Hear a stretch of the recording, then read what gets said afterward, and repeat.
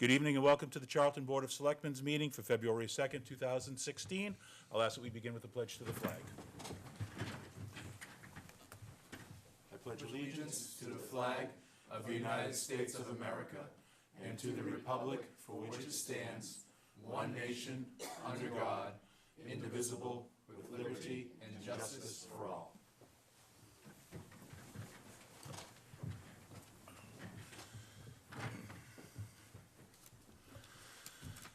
Our agenda for this evening will consist of review of the minutes of the regular Selectmen's meeting of January 19th, which will be followed by community relations, announcements, and open forum. We don't have anything under appointments or resignations tonight, and we have no scheduled appointments tonight. We do have 4 items under new business. The first is the Relay for Life from the Ribbon Rockettes, a request for toll road. McClure Engineering, request for approval of disclosure form. Number 3 is the 2016 scholarship questions, and number 4 is discussion on the animal control officer.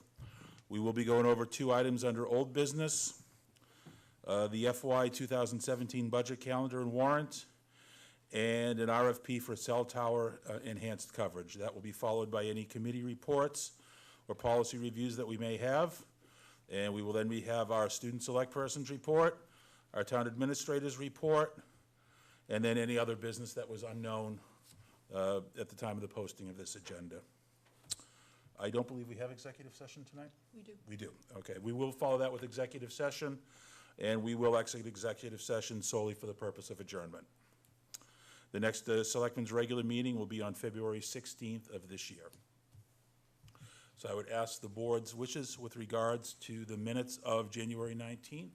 Mr. Chair, Mr. Zafirovich? I move that we accept the January 19th meeting minutes. Second. We have a motion and a second. Is there any discussion? None appearing. All those in favor? Aye. Opposed? Chair votes aye. Motion carries unanimously. Thank you. We do have some announcements.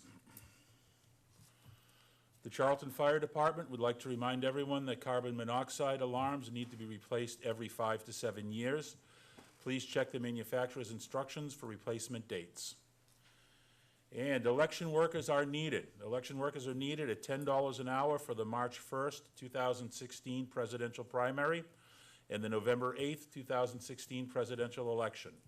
Elections are held at the Charlton Heritage School. Polling hours are from 7 a.m. until 8 p.m. If any interested parties, please stop by the town clerk's office during regular business hours to fill out a brief questionnaire. Any questions, contact the town clerk's office at 508-248-2249. An evening with Hank Philippi Ryan at the Charlton Public Library, Dexter Hall, on Tuesday, February 9th, 2016 at 6:30 p.m. Hank Philippi Ryan is the on-air investigative reporter for Boston's NBC affiliate. She's won 33 Emmys, 13 Edward R. Murrow Awards, and dozens of other honors for her groundbreaking journalism. She will be discussing her newest book, What You See. For more information, you can contact the Charlton Public Library at 508-248-0452. And the town hall will be closed on Monday, February 15th, 2016, in observance of President's Day. And the town of Charlton free fly tying classes and basic freshwater fly fishing, February 25th and March 1st from 7 to 9 p.m., March 17th and March 22nd from 7 to 9 p.m. at Fay Mountain Farm, 12 Cemetery Road. Pre-registration is mandatory. You can contact Conservation Agent Todd Gerard at 508-248-2247 or todd.gerard@townofcharlton.net. Got drugs?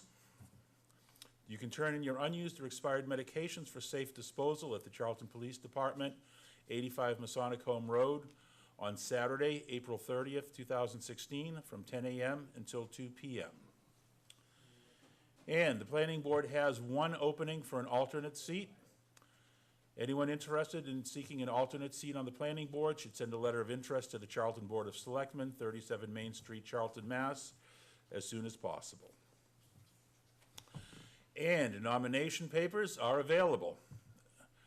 And the open seats this year is 1 selectman seat for 3 years, 1 assessor for 3 years, 1 cemetery commissioner for 3 years, 2 water and sewer commissioners for 3 years, 1 seat on the planning board for 5 years, 1 board of health for 3 years, 1 recreation commissioner for 3 years, 1 tree warden, that's a 1-year post due to a vacancy, 2 Charlton Library trustees for 3 years, 2 constables for 3 years, 1 member of the Dudley Charlton Regional School Committee for 3 years, and 1 member of the Dudley Charlton Regional School Committee for 1 year, and 1 Southern Worcester County Regional Vocational School District Commission, due to a vacancy, that's also a 1-year seat. And lastly, there's an open seat, not an open seat, but a seat up for re-election on the Housing Authority, and that is a 5-year seat.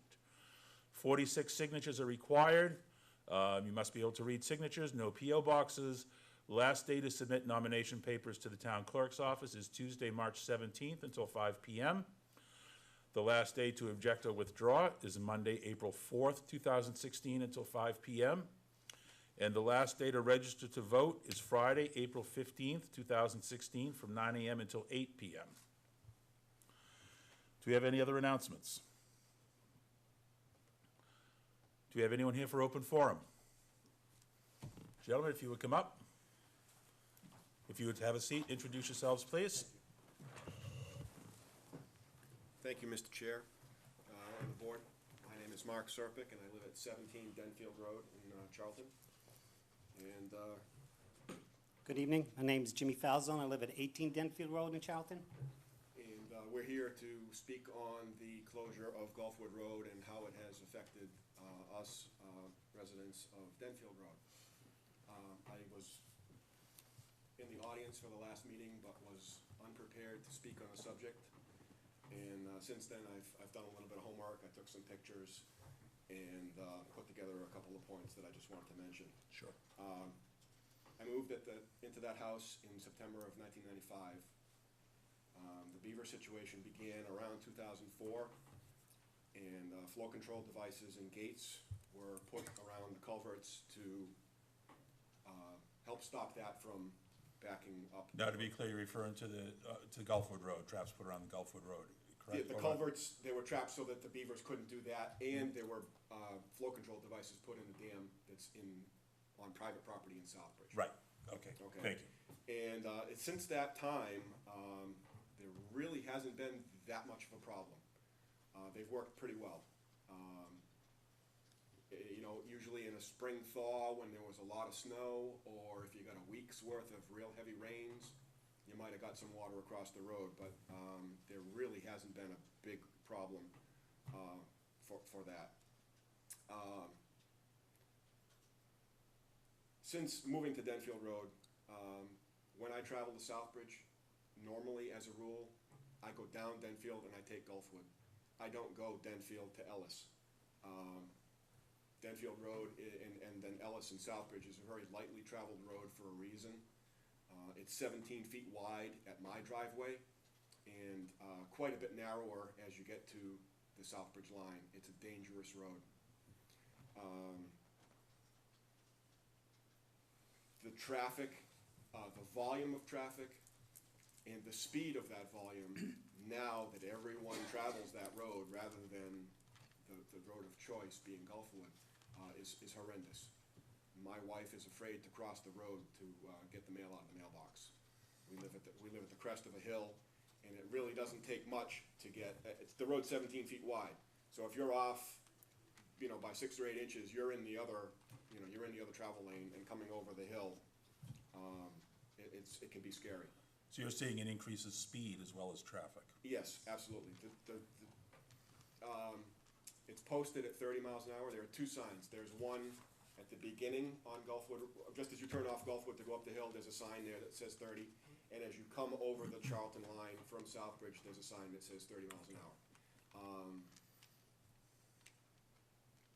I find that I have to pay attention to go 30 miles an hour, and I do because I live on that road. So I kind of know what 30 miles an hour looks like. I don't have a radar gun by any means, but the speed lately I've noticed a parade of trash trucks and oil trucks, just one after the other, after the other, after the other, and those trucks are wider than normal passenger vehicles. And there are 5 houses in my neighborhood on my side of my end of the street that have kids that get buses, and they're not all on the same bus. They're on different schools with different buses at different times. And as you travel up and down the side of the road, you can see where people have dove to the right to avoid a vehicle coming the other way. It's just a very, very dangerous situation. So what I did is I took a walk down there on the 22nd after the last meeting, and I've got some pictures here that show basically nothing on the road. There was more ice on the side of Denfield Road coming down the hill from drainage runoff out of people's driveways than there was on Gulfwood Road. I went there today and took more pictures today, and there is absolutely nothing on the road. Does it get close for about a 6-foot section where the culvert goes under? And again, I can show you the pictures in here, but not for the 200 feet of the road. There's a couple of feet of shoulder, of some sort of shoulder, that's there. Nothing that has changed. It's been the same way since 2004, since the culverts were put in and the beaver control devices. So you're saying the situation you saw today wasn't really any different than what you've experienced going back? Absolutely 10 or not at all. 12 years. Nothing at all. So, And we were wondering, why is the road actually closed if it's not even flooded? I mean, granted, in the past, what we've done, well, actually what the town has done is when it's not passable, they block the road. And then when the water went down, they open the road again. Why is it been almost 3 weeks a month that the road's still closed when there's no nothing water? I Well, mean, the way it was put to us by the highway superintendent was that he had concerns about not only the flooding on the road, but the substance, whatever the correct term is, substructure underneath the road, that it doesn't drain properly and that the road is becoming increasingly unsafe for regular travel. Through the chair. Mr. McGrath? I believe that there's 3 specific problems that were brought up.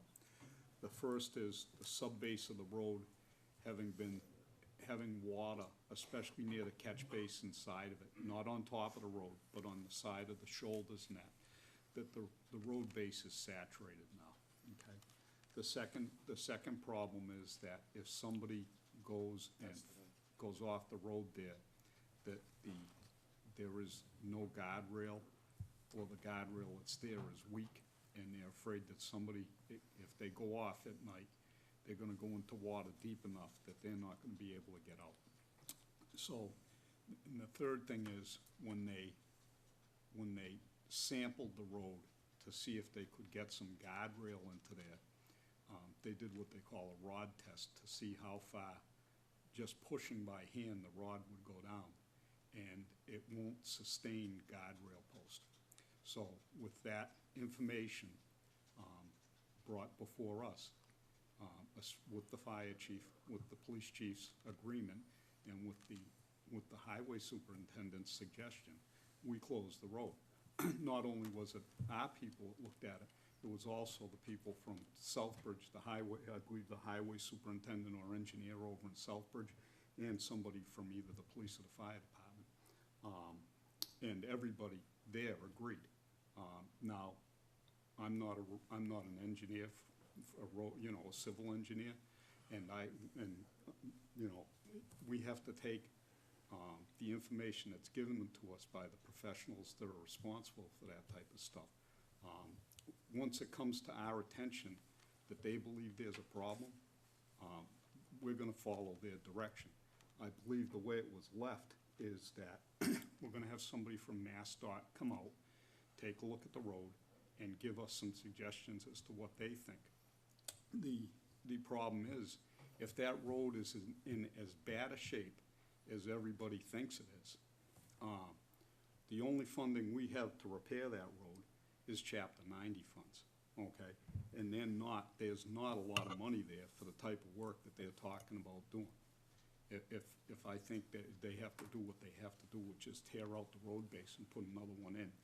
Besides that, the conservation issues that we're gonna have with remediation and then regeneration or replication of the whatever we disturb. It's not an easy task. That's why the road is closed right now, And we have to come up with a game plan, you know, as to what we're gonna do. I know when you were here before, we talked about Denfield Road and how bad that is, how narrow and that. You know, it might be an option that we have to do something with Denfield Road, but right now, Gulfwood Road, you know, if somebody asked me if I'd vote to open that road back up, absolutely not with the information that we have. Mr. Chair, Mr. Singer? it's a suggestion that probably nobody wants to hear. But just the term re-education popped into my head. You know, when you close one road, people find an alternate route. If that route were to be suddenly closed, they would look for another alternate route. And if that route were reopened, well, they don't necessarily know that that route's suddenly been opened again. Just for consideration, is it a possibility to put at the end of Denfield Road, a road closed sign and a Jersey barrier across, just the cement Jersey barrier, just slap that, drop it right in the middle of the road where the towns meet? It won't take very long at all for cars to go, oh, we can't get through. And the trucks, and they'll start going another way, and hopefully won't come back to look. It's a thought, you know, a temporary thing. Once people start realizing Denfield's closed, we can't go this way anymore, they'll look for new routes and hopefully go that way, and then you can eventually, in a couple of weeks, remove the signs and the Jersey barrier if people learn they all think it's closed. Until someone goes, It's a Denfield Road's thought. open again. Well, it's a thought. It is. I think the first step in that, to investigate that, would be to check with public officials as far as public safety issues with regards to police, fire, ambulances, and so getting through there. Jerry, do you have anything you can add to help us out here?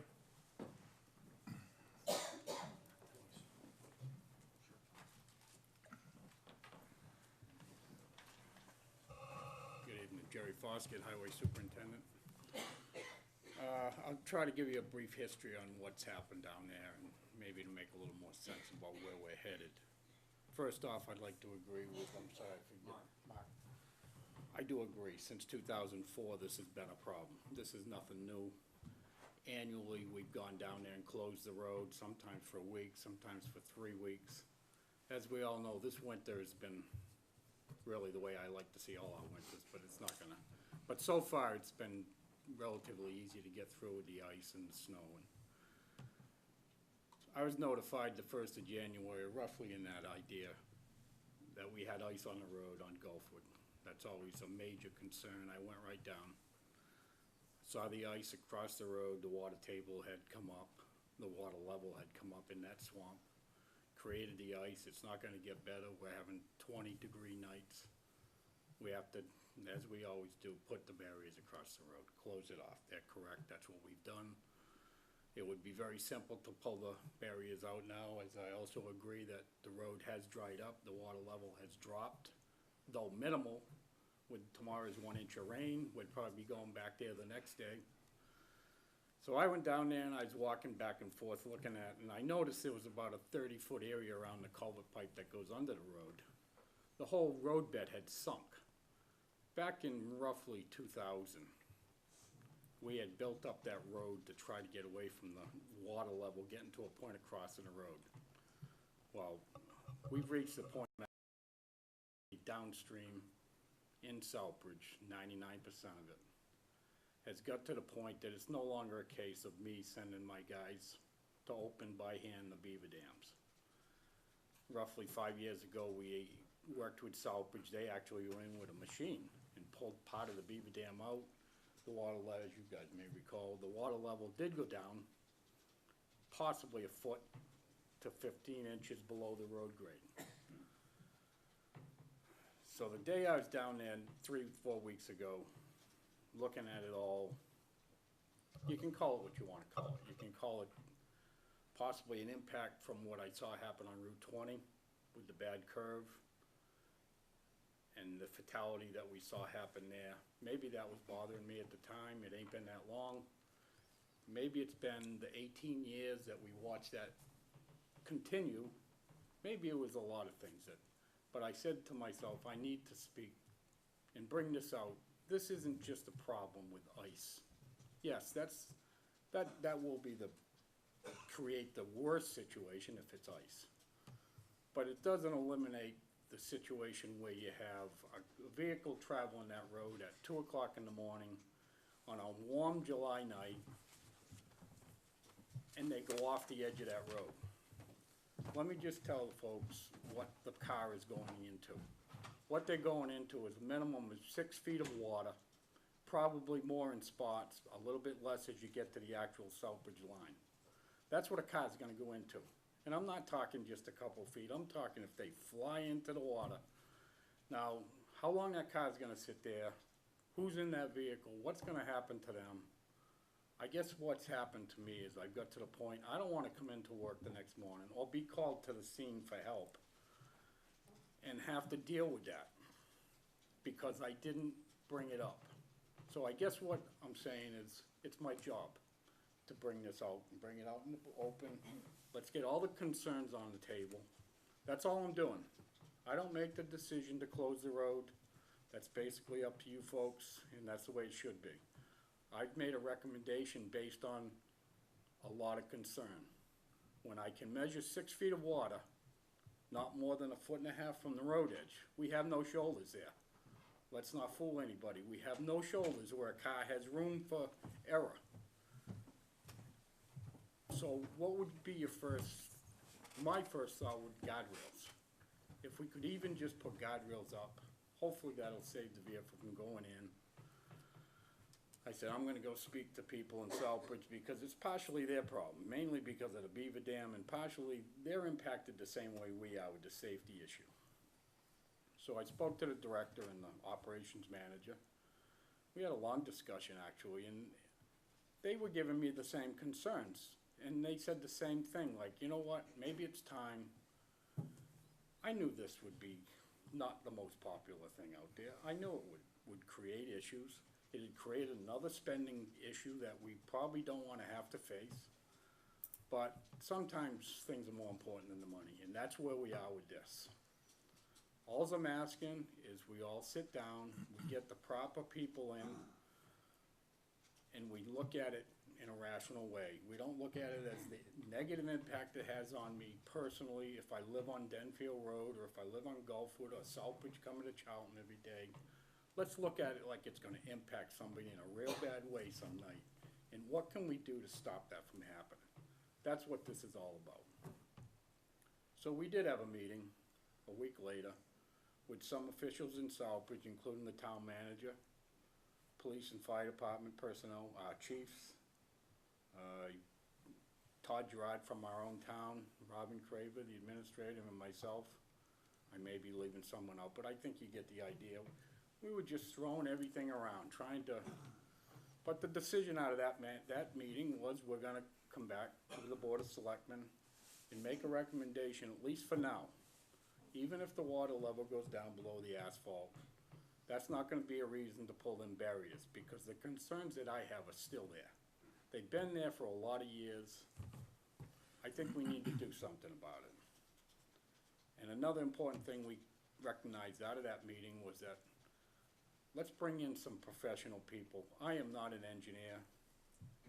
I'm the highway superintendent with a lot of experience in what I consider myself as a lot of common sense. And I think what that leads to is, with the help of the Southbridge director and the operations manager, we're trying to pull in the engineers from Mass Highway. We're in discussion, they seem to be right on board with it. We're trying to schedule a walkthrough at least on the site, and maybe just throw some ideas around. What are we looking at? Well, how can we deal with this? So from my viewpoint, the idea of closing the road forever, that's not carved in stone, in my mind. I don't believe it is in anyone's mind. But we're taking due diligence here to make sure that something doesn't happen that we all can say the next day, geez, I thought that may happen someday. And there it did, it happened. All because we can make it easier or a little more convenient for people. Well, I think it's time to make a decision on Gulfwood Road, to do with the beaver dams, to do with beavers in general. It's an issue that we deal with all over town. We gotta deal with it there. And now the other issue, as was spoken about, you try to relieve one problem, you come up with another one. Well, the next problem is Denfield Road. Again, these folks are absolutely right. Denfield Road is narrow compared to most. It's rough, and I can honestly tell you that Southbridge is a lot worse than the Charlton side. And I'm not picking on them, but it's a tough road. But I'll also say that today we started, there's a section at the Southbridge line that's roughly 150 feet long. I went over and talked to the director, Heather Blakely, and the operations manager. I said, what can we do about that area, just in particular for now, so that we can get a little more safety over on Denfield Road? We went down and looked at it. This morning, I had two trees removed that were right on the line, Charlton, Southbridge. It's hard with the water. And we're gonna widen that. We're gonna, because of the weather, it's allowing us to do this kind of work in February, which is amazing. But we're gonna do it. We got Thursday, we're scheduled to go in there, weather permitting. It'll be wider, it'll be safer when you come to that bottleneck. I know that's a problem with a lot of people that travel it. We're gonna try to address that, and self-admittedly, there's many other issues. But until we come to a conclusion with Gulfwood Road, it kind of, one thing has a lot to do with the other. So we'll see where that goes. But right now, we're taking care of the worst thing on Denfield. We get that squared away, hopefully for the winter. But it would be my recommendation to keep it closed until we can just not put it to bed again and let, you know, I understand the road is dry right now. They're right on that. But the issues that I'm concerned of are still there. So, If we look at these for a second as two separate issues, we have the Gulfwood Road issue and the Denfield Road issue. And this may be more a question for the police chief, but I'm wondering if we could prohibit trucks over or vehicles over a certain weight from traveling Denfield Road to try to keep the big trucks where it is a narrow road, try to keep some of the big trucks off of there. Now, that's not gonna address the speed issue, that's something else that we would have to look at. in my experience, when you're trying to deal with heavy trucks and whatnot, it's very hard to legally tell a truck that has the right registration and paying all the heavy excise tax that they can't go over Denfield Road. You're gonna have oil trucks that still are gonna need to deliver oil.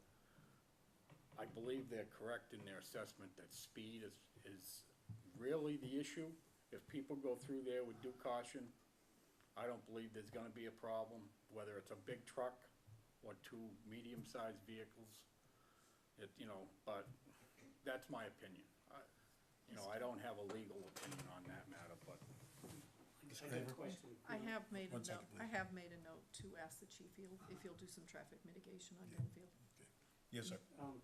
Jerry, if you don't mind me asking, when you had your meeting with all these people from Southbridge, Charlton, did you, actually talk about what's causing all this problem, the beavers themselves? Absolutely. Are they gonna try to put the correct beaver control device in there, so this history repeats itself, like what happened back in 2004?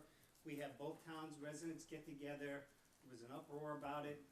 What they did was a Band-Aid, they put this beaver control device in there, worked for a little while, but it wasn't maintained. I got photos where it's coming apart, it's not doing its job what it's supposed to. More beaver families have come in, we have more beaver dens. I mean, it's just, we need to control all right. that end of it. The answer to your question is yes, we did discuss that. We discussed it at length. Todd Gerard, our conservation officer, has a lot of information to do with that aspect of it. Southbridge Conservation has been involved in it. As far as the beavers go, and these so-called beaver deceivers is exactly what they were called. And they were meant to deceive a beaver into believing that water is flowing so that stops them from their activity.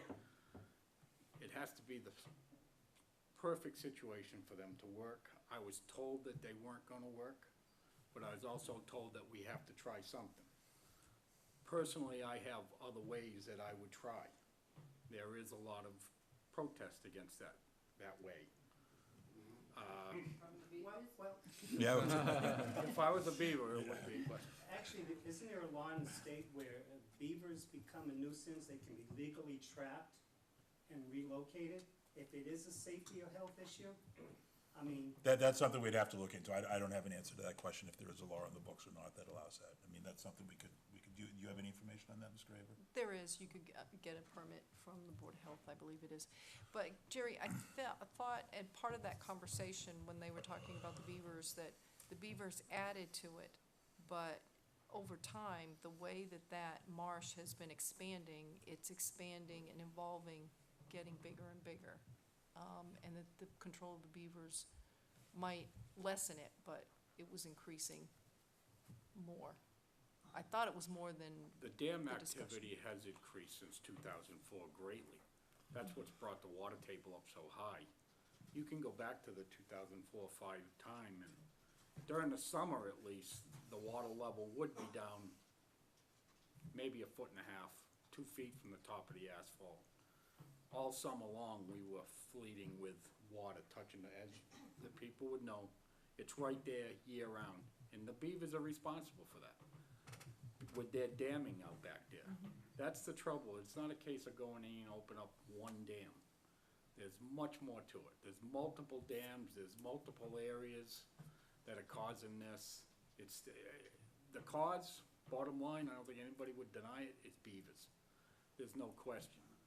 But you can't get by the fact that because of what the end result is, an increase of an actual swamp area or wetlands, it's, and the type of road bed that's there, a cauterized road bed is what I believe we have there.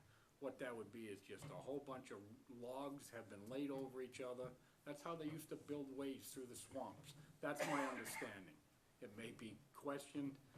That's why it's sinking. I mean, there's stories that I've heard over the years of things that are in that swamp. When you have our Board of Health agent come and tell you that he took a 30-foot rod and hand penetrated it, that's deep. I'm not saying 30 feet of water. I measured 6 to 7 feet of water a month ago. But that's what that road is built on. So to try to build up the shoulders of that road to give it some kind of width to enhance the safety, I don't believe I have to go too in-depth on what the cost of that would be and what it would take. Conservation-wise, the permitting process would alone probably just make it unqualified for reality, but. I'm wondering if a real discussion that has to happen is if we have to sit down with Southbridge and discuss some type of a more permanent solution to beavers. I don't know if there is one, I don't know. can I make a suggestion? We have representatives Please. here from the Southbridge side, Sophie and Phil. I believe, Sophie, you've been to one of the meetings, select meetings, and you voiced concerns. Could she, If she'd like to come up and introduce herself, absolutely. We're just trying to gather information. If you have some information, we'd be glad to hear it. There's a lot, and there is gonna have to be a lot of discussion. I did attend the Southbridge Town meeting. I am a resident of Gulfwood Road. I have been a resident for over 30 years. I have addressed this town council back in 2005. Jerry, could you slide that when we microphone initially over, please? I didn't mean to had- interrupt. I did it, I had the courtesy of the town council here to let me address this back in 2005 when we first had the issue, and the town's not getting together to try to find a resolution. The people, the residents of Denfield Road and Gulfwood Road and Southbridge and Charlton met on the road one morning, and it cost the town of Charlton and the town of Southbridge $150 apiece to put a culvert in the road. That culvert has worked very well for 10 years now. And I do understand the water overflowing on that road, but I have to travel Denfield Road now to get to work. Either that, or I go 9 miles out of my way each way to come back and forth to work. This evening, when I came home and had to travel Denfield Road, and I don't know who to address on this, so I'm looking for some direction. I think it's through the town of Charlton side. As you're turning or heading down Gulfwood Road to turn up to Denfield Road, there's a sign, road closed. It's a little light like this, kind of blinks like a little tea candle. So people that don't know that road closed can't really see where the road is closing. Okay, and now you turn onto Denfield, there's no lights on Denfield Road. And as you come up and over heading into Charlton, I did notice there was being work done today. Where the hell do you go when you come up over a hill and it says caution? working on the road, enter at your own risk. There's no place to turn around there. I had no idea that they were working on that road when I came there. I am just here really wanting to say that the towns do really need to get together on this, because Denfield Road is a horrible road. And let me tell you, Gulfwood Road was a horrible road last winter. Luckily, we haven't had to endure that, but it's a rough road to drive. You need to be up there when the school traffic is trying to go through, when the kids are trying to get to Bay Path on that road. I personally have had to back into someone's driveway 4 times one morning because we couldn't get through. There's gotta be some more caution signs, some kind of lighting a little bit better there to let the people know the road is closed. And Southbridge has to do their part. At the end of that road, it's like, how do I turn to get, I only live 2 houses, I can't get there, I can't make the corner around the barrel. And then there's the big dip in the road there. Beavers are a big problem. And this was never brought up to the town of Charlton. I was here before, like I said, when there was the problem with the beavers. And my main concern is, over the years, these trees are gonna rot. And they're gonna fall. And they did. And they fell in my husband's truck and came through the top of his Ford Explorer and totaled the company truck. I was crazy. I wanted to sue the town of Southbridge, and I wanted to sue the town of Charlton.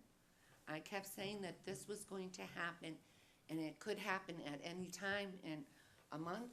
Like you said, you don't want to, it's real, it hits you, and you don't want to, it scares you to think that that could happen to somebody else again.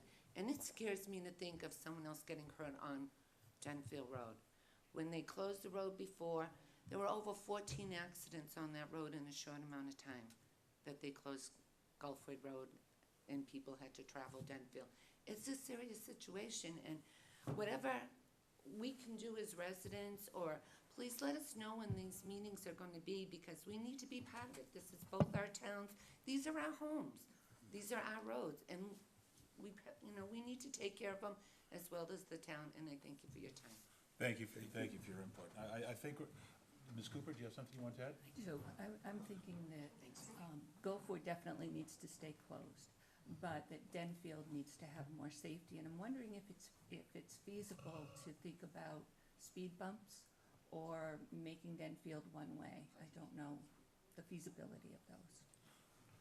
Jerry? My short answer would be, there's already speed bumps on Denfield. Nature's own? Nature's own? Didn't even have to pay for them. I appreciate the suggestion, and they do slow people down, but like I said, the condition of that road, as I said earlier, we started some work there this morning, most of the day actually, and I had cars come up onto us at a speed that is just so unreasonable. That's an issue that I can't take care of. That's an issue that possibly police presence may help. The chief is, I know, very concerned about it, and they may make more of an effort. I'm sorry I forget the name, but the previous speaker mentioned that the lighting and the signage isn't what she believes it should be. Well, tomorrow it will be. If I can assure you that there'll be more lights, there'll be more signs. I can appreciate that kind of concern, and we can do better on that. But the overall concern I have for Gulfwood Road being closed hasn't changed.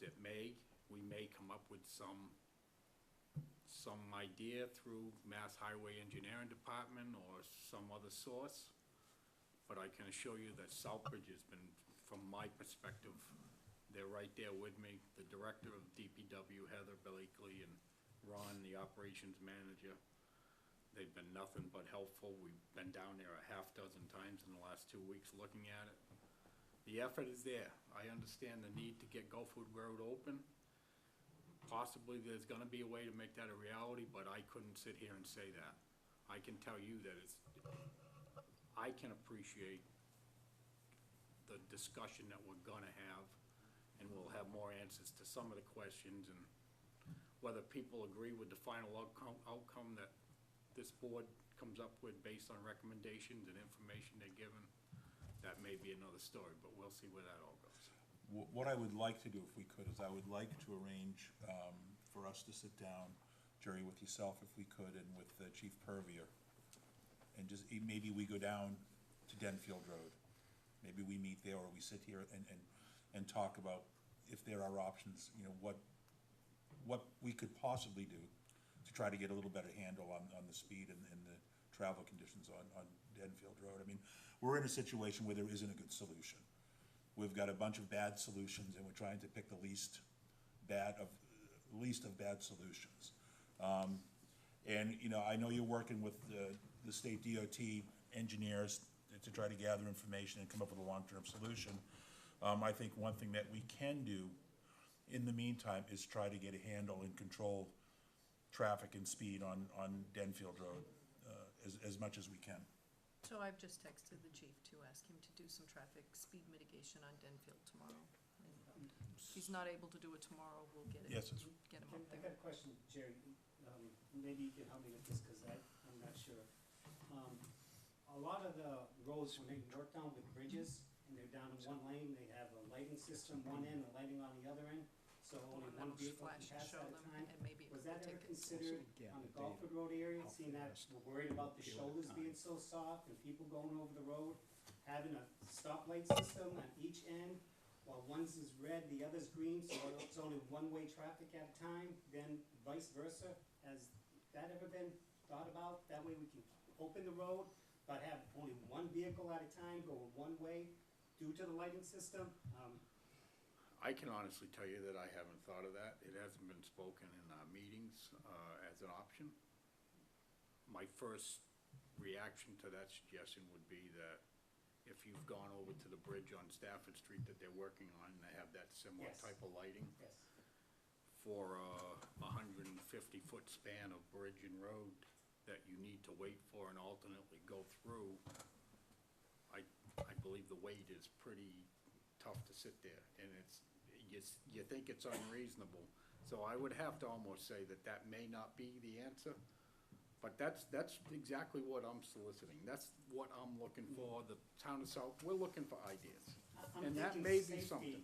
both roads, the residents also If on we- Denfield, you know. alleviate the Possibly if traffic. that was installed and we put guardrails in that wouldn't necessarily be off the edge of the asphalt, maybe we could get more stability to them if it was a one-lane road. I mean, there's a lot of ways to look at that, but this is what this is all about. I just don't want anybody to think that this is arbitrary in any way from anybody's viewpoint as far as closing Gulfwood Road. We know what the impact is. We're trying to come up with an answer that makes sense for everybody. And that's, the light is certainly something we can look at. I can tell you, I live off of Stafford Street, and I could travel Route 20 just to avoid that lower end of Stafford Street, because it seems interminable that you're sitting. And I think what makes it worse is when you're sitting in there and no cars coming the other way.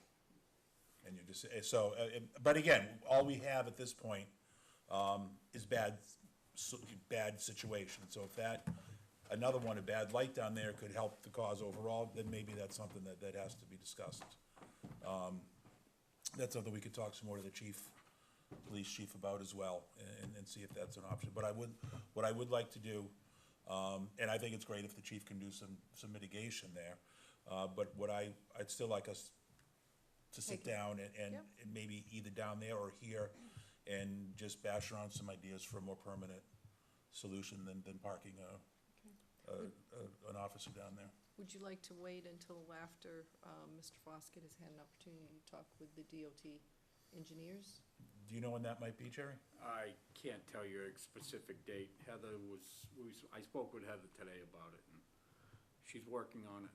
She thinks we're getting closer to a time we can have a site visit, which possibly anyone that would be interested from the board to be there, as well as Robin. And But again, I'm wondering if these are two separate situations, though, dealing with the issues of speed and traffic on Denfield Road. well, I think they are. I think they're definitely two situations. So you're wanting to take a look at Denfield? I want to take a look at Denfield Road and what we can do to control the traffic flow and more importantly, speed on that road while we're dealing with Okay. Gulfwood Road. Mr. Yeah, Chair, I'll also Mr. add, Provich. when we're talking to the Mass DOT engineer, also talk about what you can do on Denfield Road, what kind of upgrades, what kind of common sense or easier, lane widenings or whatever to increase the safety of that road as well. So taking time to Good talk idea. about both roads. I'm gonna be away next week. If there was a chance we've been sitting down on Friday, This Friday? if that would work, if everyone's available. Is everyone available? This Friday, Anyone who wants to. this Friday? You're talking about the Denfield? The Denfield Road, improvement? just to sit down and have a discussion. Yeah, that's fine. Either I'm there, all set for it, but either down at the road so we on can the see the, site. on Well, site that so we way can see our- the situation. Hopefully our improvement will be done, so What time? Whatever's convenient for whoever Can wants to be you there. Doesn't agree matter. among I'll be in my yourselves? office Just for the let me day, know. so I can, I won't Same be here here. all day. I'll be gone all day. do we wanna say something like noon Can you do 10 o'clock? or 10 o'clock?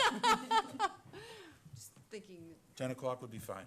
Early, if we wanna do it We early do to it get it early. done, that would be fine. Also, I have another question, is, any of these selectmen plan on talking to the Sorry. selectmen in Southbridge about actually maybe opening up the beaver dam now so we can get the water flowing? I think honestly, what we have is, some short-term issues and some long-term issues. The short-term issues, what can we do to control speed and traffic and those type of things? So you can show to the If Southbridge anything you selectmen, wanna give to help, we, approach? absolutely, yes, sir. Pictures 1,000 words, so if you can show them of the, here you go, of the problem there, the beaver dam, I got pictures and it'll help. I hope. Thank you. Southbridge has been very receptive to sitting down with us. Everyone have a copy? I had a bunch of different copies. Oh, okay, okay, got them. We'll hold on to those. I mean, we were able to work with Southbridge and get a permanent intermunicipal water agreement that took many, many years to do. So I'm thinking if we can do that, I think we can sit take down care of a and- couple beavers. Well, I think it's maybe more than a couple of Well, beavers, but we yeah, can it's sit a- down and certainly have a discussion about Families of beavers. a permanent solution on We'll that. look at the pictures. Yeah. Yeah, I thank you for these. Generations. The relationship between Carlton and Southbridge is a lot better today. It's a lot better than it was in years past. not that many years ago. So, yes, we can have that discussion with them, and we hear your concerns loud and clear. As we started off, as Mr. McGrath and as Jerry said, that, the public safety is our first concern, obviously. But, again, we can, on a more immediate basis, look at any possible ideas we could have to control traffic flow and speed on Denfield Road while we're trying to come up with some other possible bigger fixes for the whole situation. If I could just, Absolutely. one more. I wanted to just make it clear that my problem or my main point is not one of convenience. My main point is one of safety, and I appreciate Mr. Froskett's concern with safety of someone going off the road on Gulfwood Road. Unfortunately, I respectfully disagree, and I think the situation that has been created on Denfield Road is a more dangerous situation than that one down there. There are locations and pieces of road all over town that have water coming close. There's one on Flint Road as we head from Gulfwood back to the highway department, that there's water approaching the road. There's no shoulder there, there's no guardrails there. There's a tree along the side of Blood Road as you go up the hill, and we paved around it and put a sign up that says road narrows, go slow, 20 miles an hour. that's gonna be fair, just for the record. Okay, That was before my day, you don't. right, okay. This is not the only situation that's in town that has little or no shoulder or water close to the road. And again, my concern is for my family, who now, I fear at risk of someone coming up, on the wrong side of the road at a high rate of speed. And that's, again, I think, I understand and I appreciate the safety concern with Gulfwood. I think it's worse, you've created a worse situation on Denfield, my opinion. And hopefully, if we can put this together, get down there Friday with everyone to take a look at it. Your point is well made and definitely taken. Okay, thank you for your time. And we appreciate you guys you folks taking the time to come out and educate us a little bit more and voice your concerns on this. Joe, you have anything else, or you, no? I've said plenty. All right, thank you for your help on it. Okay, thanks. So we will meet at 10 o'clock on Friday? We'll meet At at- Denfield Road? Right about, how about the base of Denfield Road at Gulfwood, so we could Okay. have a spot, and we'll meet there and go up from there, so.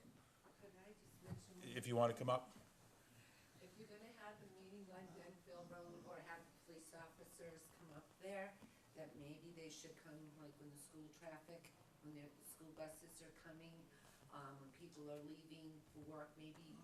I'm gonna call the Southbridge and ask them if they can be on the Gulfport side of the road when the school bus does the four-way turn and backs up, and, that's another issue, because if you're coming from Charlton into Southbridge and you get to the four-way intersection of Ellis and Gulfwood Road, you have a bus that comes from Southbridge, comes across Gulfwood the road this way, turns into Ellis Road this way, backs into Ellis Road that way. That's the road that Denfield comes onto. They need to see that. I mean, kids coming it's down, dangerous. people trying to turn, that's a real problem, and if we could, I'm gonna make a suggestion to the Southbridge side, and maybe we could have someone from Charlton side as well. absolutely. Okay, thank you. Thank you very much. All right, we will, end everything, I mean, when we meet again, when we have, our agendas are posted on, the townofcharlton.net, the agendas for this meeting, so if you guys just want to keep an eye on that, you can see when further discussions on this are on the agenda, or you can call the selectman's office anytime. I mean, we welcome the input on it. Okay, thank you. Thank you. We are going to move on to, Excuse me, Mr. Chairman. Mr. Meskis. You didn't know I was coming, did you? Not at this moment. No, you didn't. I put pictures out for you. Do we have anyone else here for open forum? Hi. I just wanted to let everyone know that we are moving along. The site contractor actually cleaned up the site, given the nice weather we've been having. We're gonna get rid of the fencing hopefully this week and make the town hall look a little better. And one of the great fears was we were gonna have a building standing and we would be waiting for the elevator. Instead, we have the elevator and we're waiting for windows, but the window stock has arrived and the structural steel was put in today, so I hope by the end of this week, we'll actually some people be able to look in from the outside anyway. It is an actual elevator, huh? Yes, there is. And we were fortunate, in that case, a local resident who works for Worcester Elevator, led the charge to put that piece of equipment together. And, was very Terrific. helpful and has been very helpful for the project, as everyone has tried to be, but, we're moving along, so. That's all I have. And all of this glass is all pre-cut to fit in within the structural steel, it's all pre-done, there's no, Yep. nice to see progress. Thank you for the update. You're welcome. Do you have anyone else here for open forum? Then none appearing, we're gonna move on to new business, and with the board's indulgence, I'm gonna ask that we take item number 4, which is discussion on the animal control officer, if we can take that now, as they're here, and we can deal with that and let them go. Okay? Ms. Crave, would you start us on this, please? Yes, sir. There are 2 town positions dealing with animals in Charlton, one under the oversight of the police chief dealing with animal control, and one that has generally been reported to the Board of Health that performs animal inspections, quarantines animals when suspected of disease, and does rabies testing. The Board of Health has had difficulty in finding a qualified animal inspector, given the responsibilities of the job. At this time, they have been informed that they are out of compliance. The animal inspector must, at times, shoot rabid animals and must also have extensive rabies shots. They must provide reports to the Board of Health and notify them if there's any suspected disease. As a state, we are being warned of potential pandemics related to livestock and wild animals. All these issues ramps up the importance of this position, and a part-time employee has not been able to keep up. The stipend for the position has been the same since 2007, which was set at $3,813, and should be increased. To that end, we have worked with the current animal control officer and agreed the duties of the animal inspector should be combined with the animal control officer, and the animal control officer should provide the necessary reporting to the state and Board of Health. The position is estimated to be about 800 hours per year, which includes 126 barn inspections. We are recommending an increase to the animal control officer's annual salary of $10,000. That equals $12 an hour for the 800 hours for an additional 15 hours a week. In exchange for the added salary, and I do want to make it clear that the new monies would be about $6,000 because we already have the 3,800. So you're saying you're saying for a total salary of 10,000, not an Correct. increase of 10 to the So 3,000. we would take the Okay. 3,813 and move that over from the animal inspector to the animal control officer, plus add the difference The to make up. 6,200, I would be whatever. going to the Okay. finance committee. So this will bring the animal control officer's salary for doing both jobs and being on-call 24/7 to $43,457. If you approve this request, we shall request the finance committee to provide a reserve fund transfer for the unexpected increase. I would like to commend the Board of Health for their efforts to maintain these services within the allotted funding, but unfortunately, it is beyond their control. I ask you to approve this request. Can the animal control officer control beavers? If the rabbit. Get there. Good point. Mr. Chair. Mr. Zafirovich? Just to make sure, the total increase then is about 6,200 from the current fundings for both positions? Correct. Okay, thank you. Mr. Singer?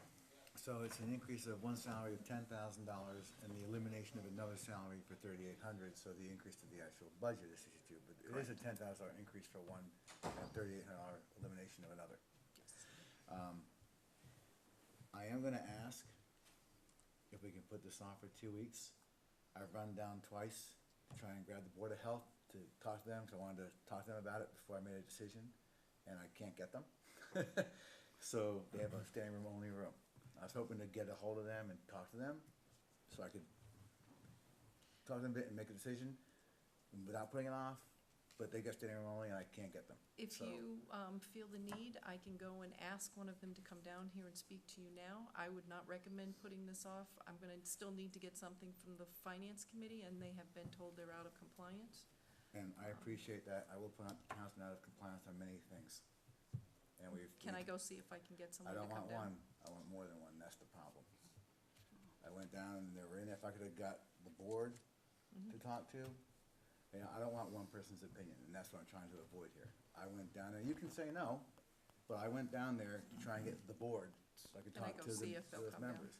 All They of them, feel that they, well, I tried that, but they're, you can do that, but I tried that, they got a crowd full of anti-Casella people in there right now. Can I just, I know Robin's been working with the Board of Health because some of the other issues that have been going on down there. What was the board, you know, just in the gist of it, when you've been with them talking about this? they have, they asked me that the two positions to be combined. I was very clear that we would not combine the positions as they used to be at one time, and there was an issue. And that we would not force the current employee to take on those duties. And we've been able to negotiate this. They have been asked if this is acceptable.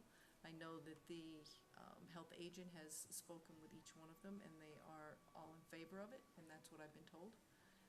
I would be glad to get the chairman, or even if they can come up and just state that. I hear that you're concerned, and certainly we would not want to do anything that the It's Board of not Health didn't necessarily- agree. Right, it's not necessarily But- concerns, I have questions that I would like to pose to all the members of the Board of Health. Mhm. So I don't want, you know, one Board of Health member may see something one way, two may see something another way. I wanna talk to the various members, I'd like to talk to Nelson, I'd like to talk to Willie, I'd like to talk to Matt, I wanna talk to the board. So, if this board doesn't wanna wait 2 weeks, that's fine, if we're out of compliance, I'm just saying. Well, let me just go check and see if If Casella they piece wanna is all come finished. down, that's fine. But Let me I just went down there check. twice to try and do exactly that. If that's okay? Does anybody else from the board have any questions about this? I have lots of Okay. concerns, not necessarily relative to the Board of Health. One of them is, how can some position that's already on call 24/7 add an average of 15 hours a week to their job? Has there been any formal combining of the roles, a document that says what their job description is going to be? has personnel looked at this to determine whether $12 an hour is the appropriate amount. And if you're looking just at the animal inspector, this is a 260% increase in the stipend, which is an extreme amount of an increase. Another question correct. would be, because we haven't had a lot of time, and sorry, you can't hear, they may say no to me anyway. But this didn't come to us with weeks' notice, this is a couple of days ago we got this, I had time to look into this. If there were also issues in the past, and there were they were separated, what were those issues? Why were they separated? What are requirements of training? These are just questions on top of wanting to talk to all the members of the Board of Health, and that's separate from her concerns. So Okay. we didn't have, you may have spoken to them, but we all didn't have a week or two to talk to Board of Health Yep. members and everything else on this. This just came on our desk a couple days ago. Let me just go check and see if they're finished with the Casella piece. If they're not, then I will at least let them know that you're wanting to put it off for 2 weeks, and perhaps they can be here. You guys can all say yes, or you guys can all say no and do it anyway. And if you would like to talk about the position or answer any of their questions. Would you mind coming up? Thank you. Brett, you're welcome to come up too if you want. Or not. Because he's the assistant. And I guess my biggest question on the end would be, I know what the situation was, I know where the problem arose before. Are there different things in place that would keep Well, that from being a what problem? was the problem before? And I don't mean to trivialize this, but as I understand it, please correct me if I'm wrong, it actually came down to counting chickens, and there was, Ann's interpretation of the state regulations were different than the Board of Health's interpretations of the state regulations. If I'm oversimplifying that, or if I'm wrong, correct me. Correct. But that's my understanding, and has anything changed that would change that situation? Yes, it was determined that the state had came in and talked to the Board of Health and told them that they had to go by the way it was before. Okay, And just to clarify, when she was saying that the two positions were combined before, they weren't combined before. What it was I was the animal inspector since 1998 and an animal inspector for the state since 1984 in previous towns. So when I came here, I began as the animal inspector in 1998. Then I took the job through the police department as animal control, and that was in 2006. So yes, I did two jobs, but I wore two hats, Board of Health and police So department. you Two were separate the- departments. Two separate So you departments. were the inspector before, I was, yes. then you weren't, okay. right, okay. and, So- and part of the state regulation, and again, please correct me if I'm wrong, as I understand it, is one of the duties of the animal inspector is to literally count the animals, how many cows, how many horses, how many chickens, how many pigs, whatever we have. And it got to be an issue, as I understand it, where there were people that did not want to allow the animal inspector on their property to conduct the counts. And that led to the Board of Health interpreting the regulations different from the state. But apparently the state, they've sorted that out, and they realize now that the state regulation is the one that has to be gone by. Mr. Chair? Mr. Salute? As this job, as we looked at this job, we've done it for so many years, and I always volunteered the job because there has to be a hired gun with this job, unfortunately. It's a gruesome job. Yeah. And it's not for everybody. And I don't particularly enjoy doing it, but it's a task that has to be done in this town. If there's a rabid animal. that Right, has to be- understood, yeah, understood. Over the years, I've discharged my firearm in this town in the course of that duty more than all the police officers combined. Okay, so I guess when it boiled down to it, when we looked at the job, we realized the town was getting a fantastic deal from us, being on call for 24/7. And we started to add up how many calls we actually had. With animal control, we never knew how many calls we had until we started to log. Then we started showing over 1,000 calls, 1,400 calls. Now, when we started to look at animal inspection, we see the same, no, not the same numbers, but numbers that were a lot higher than anyone had anticipated, because we had kept track of these calls. We looked at, 800 to 1,200 hours a year for this job. No one coming on wanted to take it.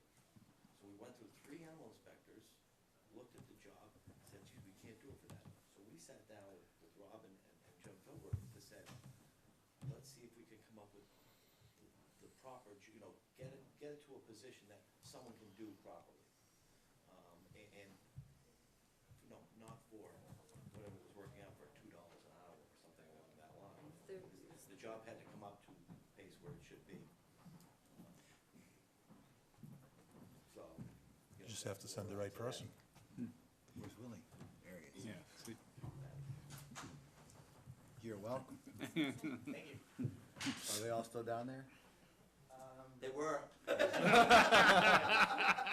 was gonna say you're welcome. No, just kidding.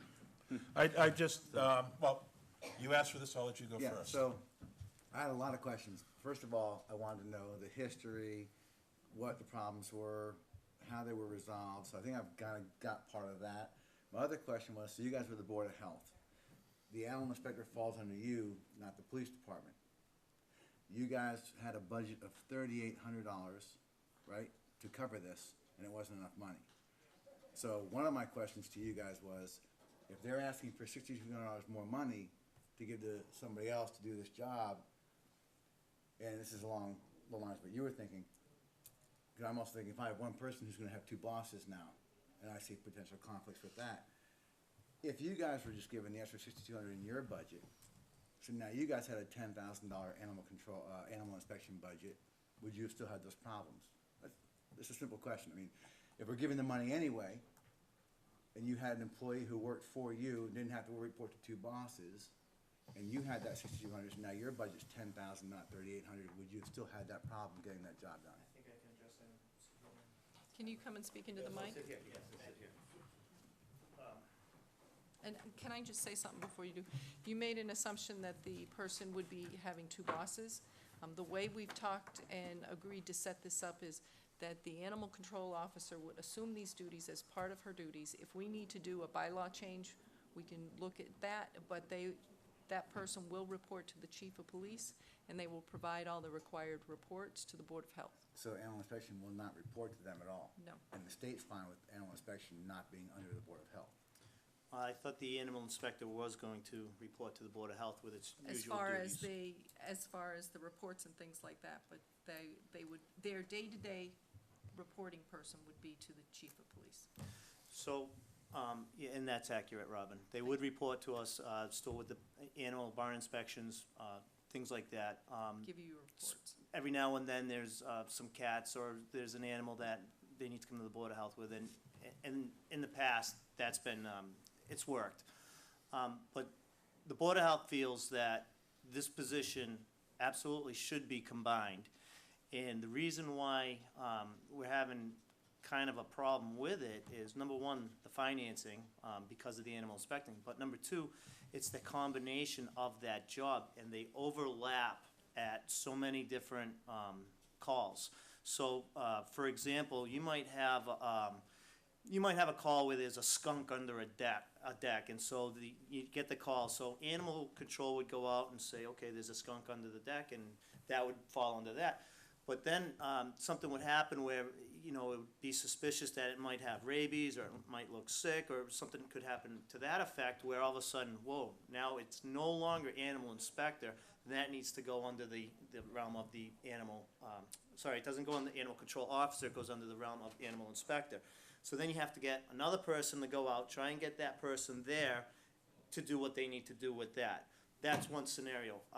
We had one 3 weeks ago, I believe a cat was ran over by a car. The person that ran over the cat stopped, got out. At that point, animal control would have taken over the cat.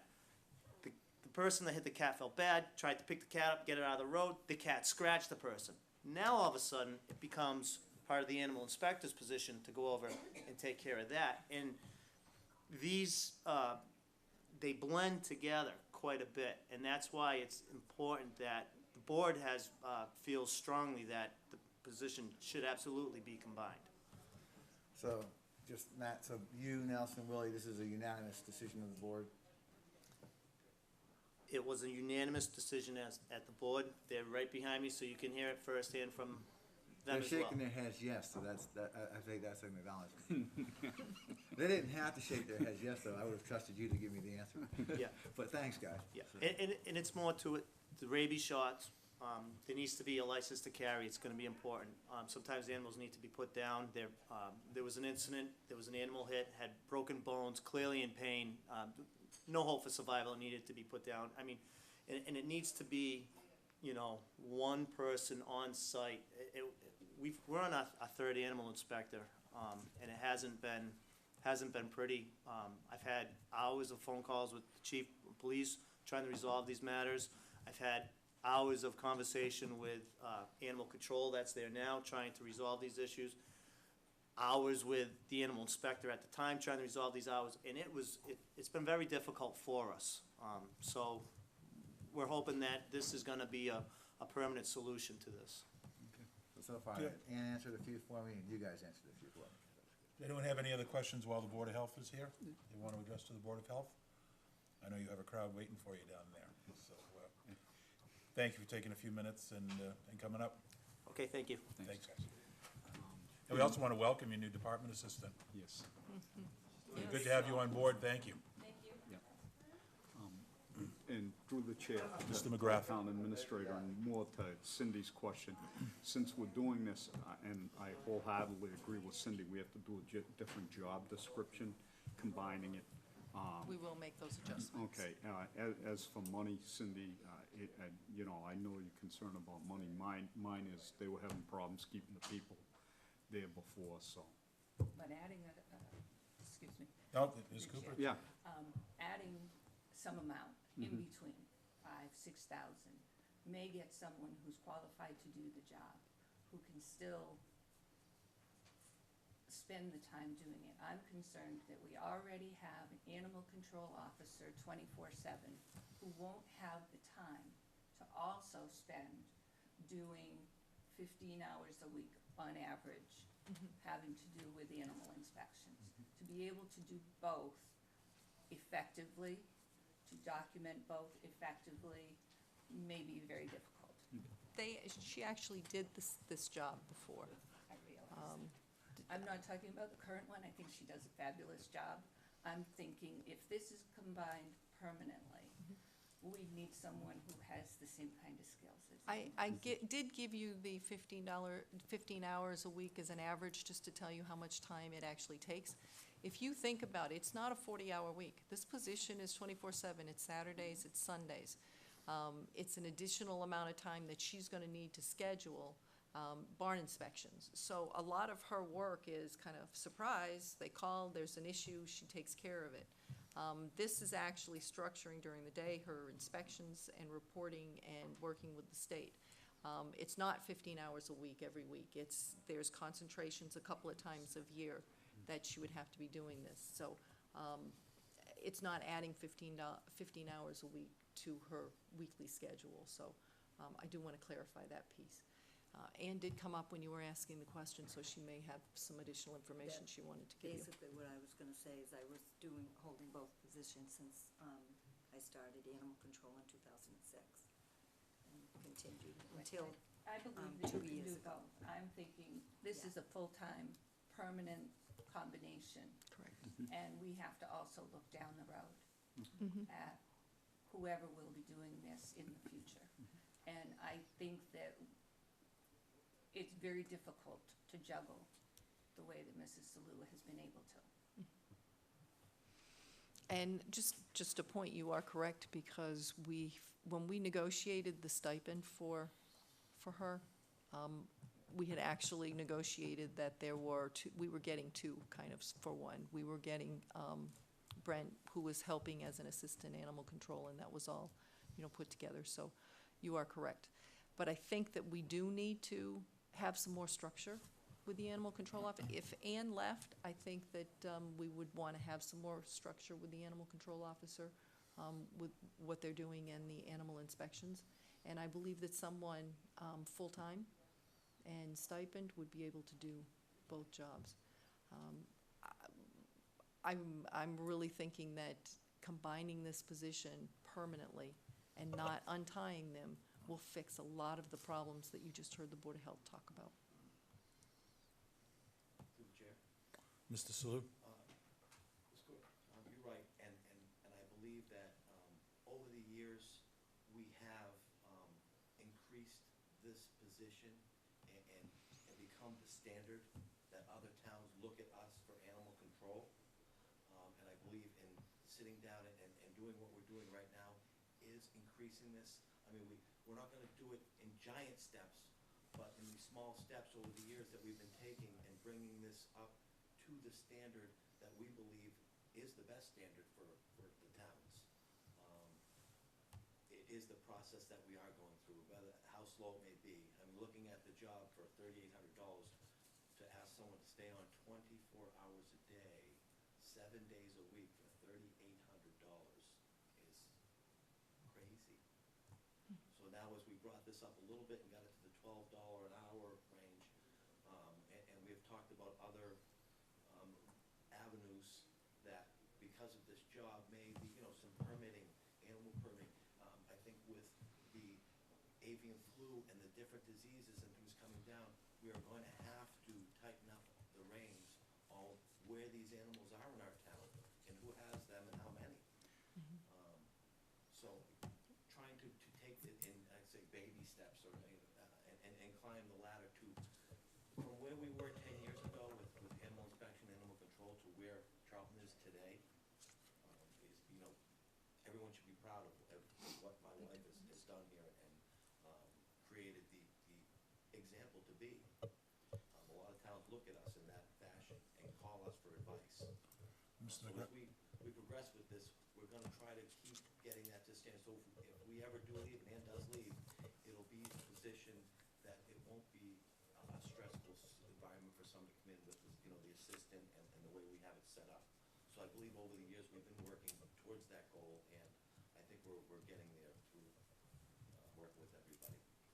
Mr. McGrath? Through the chair, just a suggestion. I know how many people I've seen with chickens in their front yard, okay? It has increased probably tenfold from where it was even 3 or 4 years ago. I think the public needs to be educated, whether it's through the newspapers, on the town website and on the cable TV, just what the requirements are, just for chickens. I mean, and what kind of diseases they can carry, how much cleaning has to be done, how you're supposed to clean them out, and that they have to be inspected once a year, and we have to have a head count on them. I don't think 90% of the people that have just chickens understand that needs to happen and what risk they're at. So just, first of all, I am for this, absolutely, and I think that there needs to be an education component to the public also. Mr. Chair. Mrs. Cooper? I think that before we can combine them, we need to have a job description that lays out exactly the responsibility. Even in discussing this, we were having a hard time determining the report that goes to the Board of Health. Is it in person? Is it written? How frequently? And we don't have that kind of information to know whether this can be combined and doable in that amount of time. We also don't know where the amount of money for the stipend came from, how the average of $12 an hour was arrived at. Is that what typical statewide animal inspectors get? Was there anything that created that amount? Is that the minimum wage for employees in town for a certain position? I'm not sure how this was determined. Okay, I can answer 2 of those questions. One, when the positions were combined before, we had in the job description that they would perform all the duties of the animal inspector per state statute. So as those duties changed and the requirements changed, that person would still be required. So we weren't renegotiating that job description. So it was very simple. I wouldn't recommend that you put in how many reports and what report. So I would recommend one sentence that says, duties of animal inspector per Mass General Law, reporting to providing reports to Board of Health, which is basically, I think, what we had before. Well, most of the reports are not directly to the Board of Health. The reports and the paperwork is to the State State. Department of Agriculture. All of the quarantines, there's 45-day quarantines, there's 6-month quarantines, there's 10-day quarantines. All the paperwork is filled out, the inspection's done, and it's sent to the state, doesn't go to the Board of Health. Then a copy, or you A copy share is it. kept by the animal inspector, Mhm. and at the end of the year, there's a compiled, report, which was also always done to the town, report that I always did. But most of that even the inspection on the farms, it's a book. One copy is kept as the animal inspector keeps, and the book is sent back to the state. So the Department of Agriculture gets all those reports.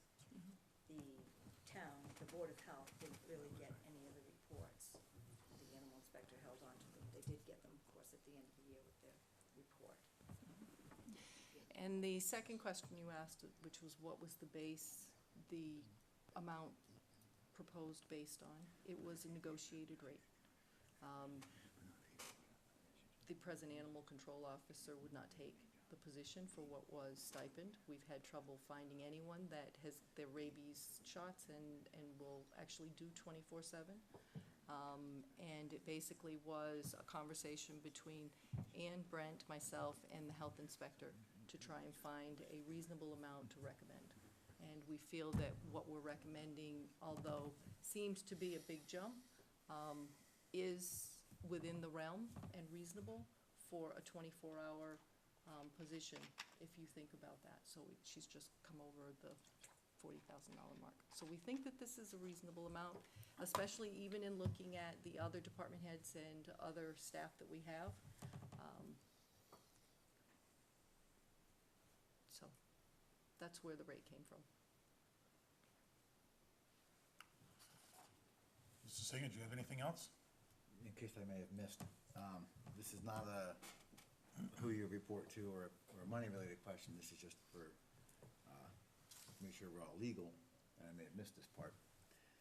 If we're gonna be making changes, and just tell me if you guys have already talked about it and I missed it. If we're making changes to a job, and job title and what the job encompasses, and I don't know if it's gonna change pay rates or not, but just we're still changing a job title and job description. You alluded to personnel. Legally, do we have to get some kind of a vote either from a town meeting to change the job and job descriptions, or a personnel board? Legally, if we're gonna start now creating a whole new job with new job titles, do we have to post this? Are we gonna get hung if we don't post it? And if we're gonna be creating a whole new job, that's one person with new job descriptions or requirements for job function, should we also rewrite what the requirements will be? For example, if you're gonna be an animal inspection, you put animals down, maybe you should have to have a license to carry. So, It's $150 for 6 years, it's not cost prohibitive, but if we're gonna do this, maybe we should make sure we're at least, if we're gonna do it, just do it right, make sure that we have it all wrapped up nice and legal and everything's clean. so we did talk a little bit about the job description and how that would happen. We did have this as part of the animal control's duties. She was doing the same before. My recommendation would be, and what I had planned on doing, is if the board approves this tonight, will be to add a statement into the job description that requires, one of the duties is to do the animal inspector job per Mass General Law, blah, blah. And take that, certainly forward it to the personnel board, after you've agreed. And that's the way I would recommend that we move forward. So it's kind of like, do you put the cart before the horse? So what I guess we're here asking is, will you support and approve the encompassing the animal inspector into the animal control under the chief of police? And do you support and approve of a rate increase to the salary that I've recommended? If you, and I'm hoping that you will approve both of those tonight. If you do, then I will go to the finance committee and see if we can get a reserve fund transfer, because this was unknown, and we would like to get Ann started taking up those duties right away. I'm not opposed to any of this, but if we're gonna do this, I would like to see a requirement of whoever's gonna do this job, and if Ann's gonna do that job, and if the requirement is that she may have to put an animal down, she should have the ability to put that animal down. Who knows if he's gonna be around or not around, and she should get the license to carry, be prepared to do that job. If you're not prepared to do the job or don't wanna get the license to carry, whatever you have to do to make sure that you can execute those duties, then don't take the job. If you wanna take the job, but get the license to carry. Now, whether you bring him in because he's available at the time, you should be in a position to be able to do that job, whether you have someone there or not, to make sure that you can execute the duties, And basically. I have backup with the Charlton Police Department, because I work on the police department. Okay, So if he was not available, I would have an officer help me. so the animal inspector, if I heard correctly, part of that responsibility is to put down animals, but now we're gonna say you don't have to put down animals, you can get someone else to do the job. So we don't have enough police officers, so we're gonna pull a police officer off the road to come and shoot a rabid raccoon or an injured cat. I mean, that's what I'm being told. If we don't have enough officers to supposedly do the work they do now, but we can pull an officer to shoot an animal. Mrs. Zafirovich? I'm a little unsure of the process of combining the positions and changing who each position reports to. Would that require town meeting or not? No. Would not require town meeting if we combine the positions.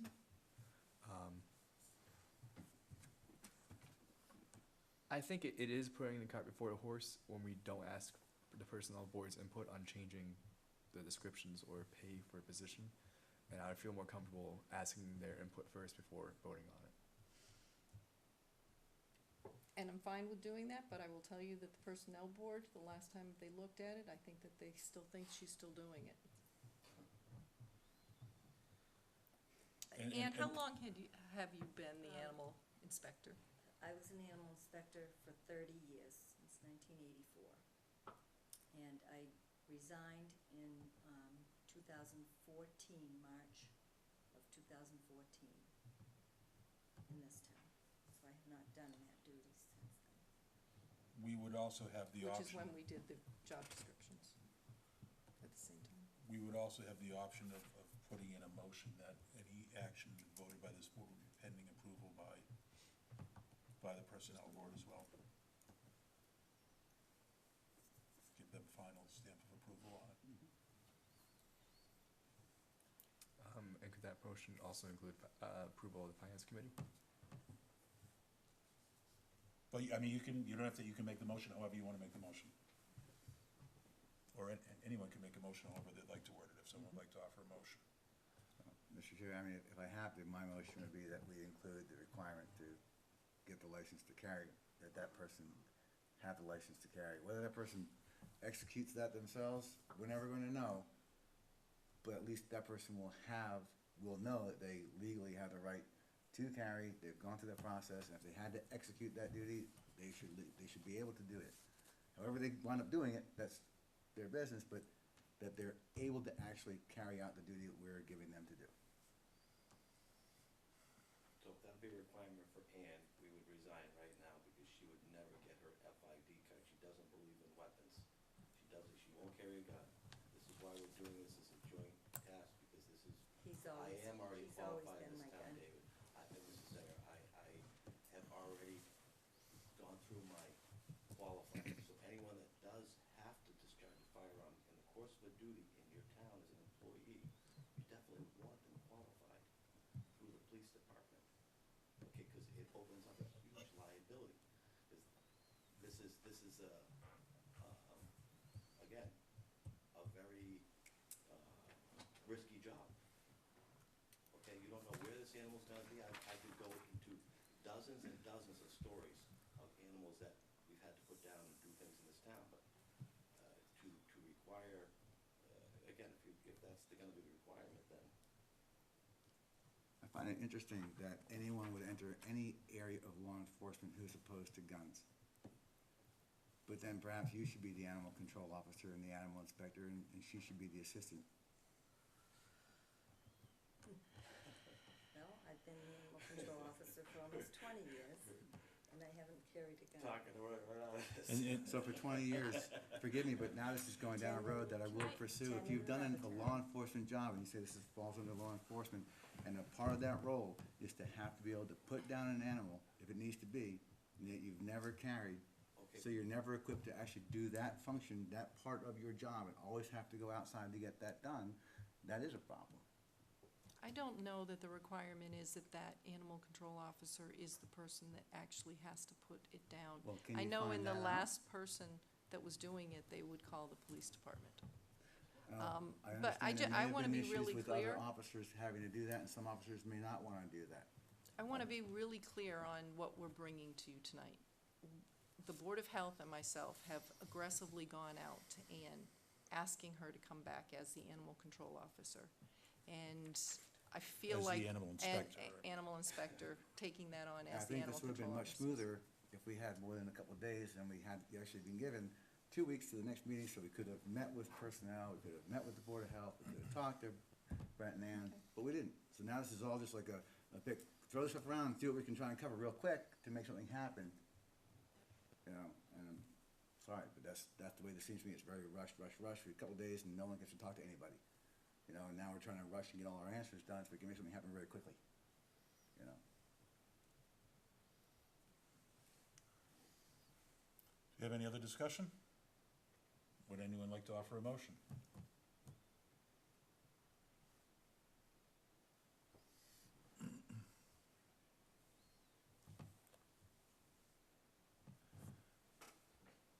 I'm going to make a motion. Through the chair. Mr. McGrath? I'll make the motion. I make a motion that we appoint the animal control officer. I guess, are we gonna use Ann's name, or? I think how what we're gonna looking do more this? is a vote to combine the positions. Okay, so and my raise the motion is to salary.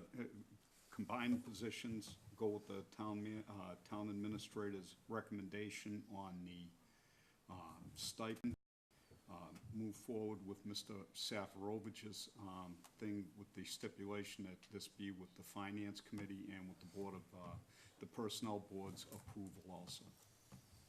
We have a motion, do we have a second? I will second. Do we have discussion on the motion? All those in favor? Mr. Zafirovich? At this time, I don't feel as though we have enough information concerning input from other parties in town and comparing to what other towns do and other salaries. So I would not feel comfortable voting at this time for this. Fair enough. Do we have any other discussion? None appearing. All those in favor? Aye. Aye. Opposed? No. Mr. Chair, I would add my comment that my no vote is not because of the person or the money, but as I had mentioned, concerns in how this is being done and making sure things are done a certain way. So I'm not opposed to this coming back up again in 2 weeks, but that's why I voted no. Mr. Chair, I'd like to take the responsibility for the way that this was put together and that it does not reflect on Ann at all. Absolutely And that we were hoping, I was anticipating that you had enough information. And perhaps we should have stopped the conversation in the beginning when you had asked to. So, having gone through having been around when this was an issue before, I appreciate your willingness to step back up and look at this again. Obviously, we have some members that have some questions that we'll address, and I would ask that we put this on again for 2 weeks, and then can you hopefully tell me have time. what the questions are that you would like answered? So I can be sure to make sure I have all of the answers that you'd like. I would also like to ask the Board of Health to be here and the Personnel Board. I would like a job description Okay? and what other local animal inspectors receive And their comparative duties and with responsibilities. the same responsibilities. And What are their expectations of those roles? even though we had the Board of Health here tonight and they gave you their unanimous support Yes. of this, you still want to have them here. Yeah. Also, if possible, official We can't force them to approval come, we can't of force personnel to Board of come, but Health. I'd like to invite them, Board of Health and They can the, come if they want. basically. What And was it, Jim? also the If official they're not documentation. Okay, you said, I'm not gonna. Just official approval or support of the Board of Health and the Personnel board. Personnel Board. I'm not clear, what did you, He's asking for documentation that from both the personnel, and correct me if I'm wrong, documentation from both the personnel board and the Board of Health that they support. Just in writing, say that they support this. And how we're doing They this, and support the how we're combining of combining them and jobs. everything else. I'll reiterate that one comment, I'm thankful that you're willing to do this, and I'm sorry that we dragged you through this for all this time instead of stopping it earlier, and just had you come back in 2 weeks, but We're gonna revisit it now.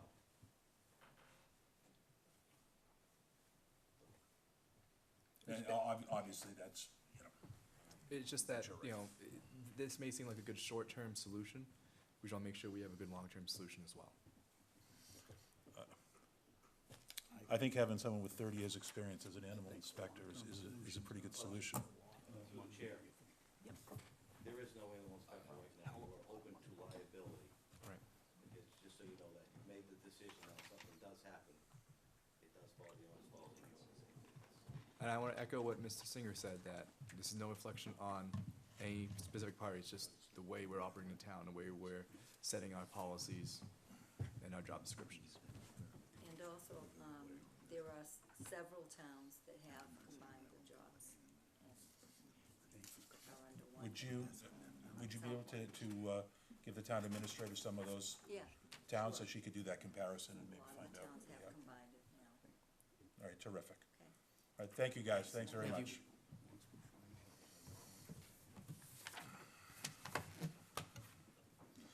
All right, we're gonna move on to the Relay for Life Ribbon Rockettes, Ms. Craver.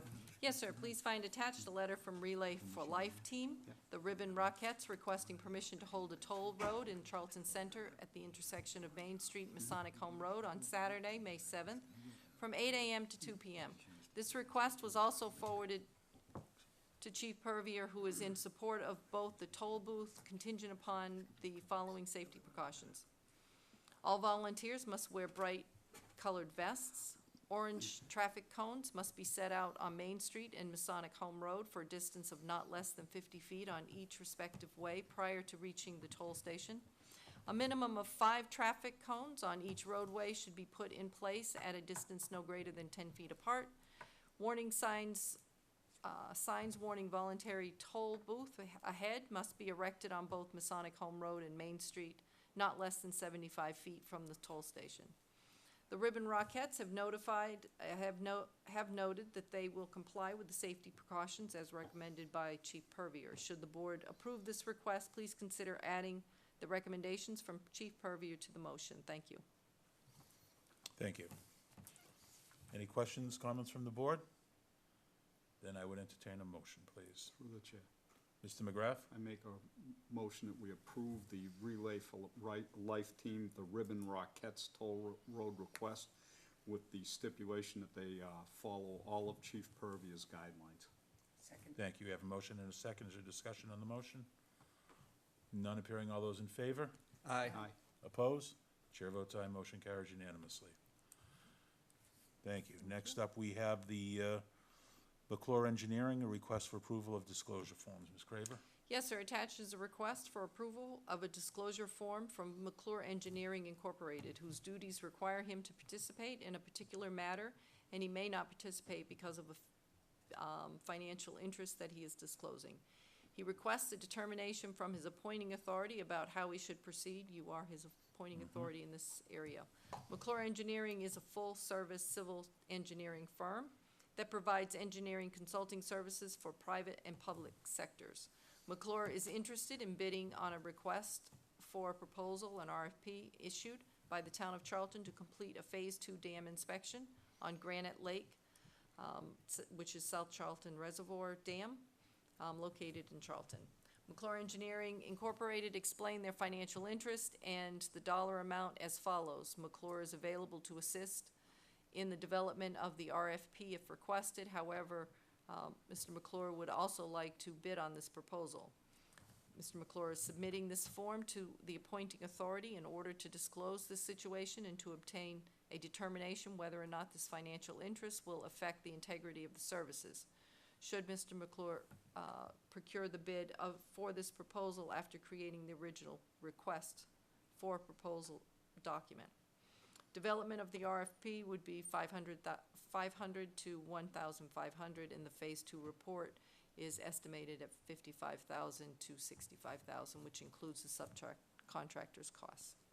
The Board of Selectmen is the appointing authority, and under Mass General Law, Chapter 268A, Section 19, you must review the particular matter and the financial interest identified above and determine that the financial interest is not so substantial as to be deemed likely to affect the integrity of the services.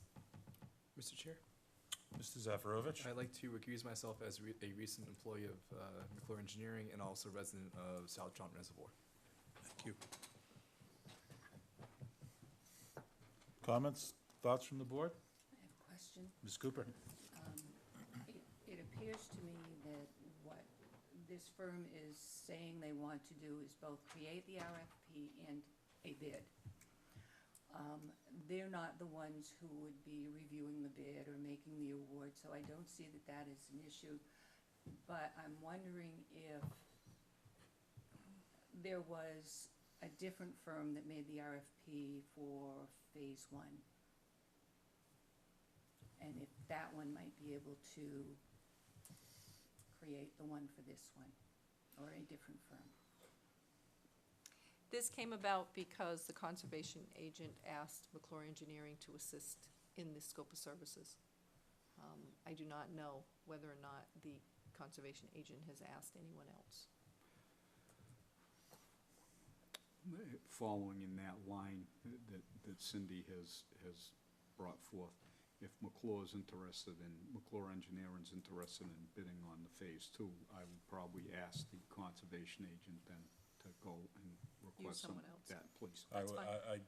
Ed, this seems to be the theme tonight. I worked with Chris enough that I would never question his integrity, but I just think it's the public perception of. Which I don't either, and I appreciate him coming forward with this. Yeah, and, you know, yeah. having guidance to come forward with this, Okay. so.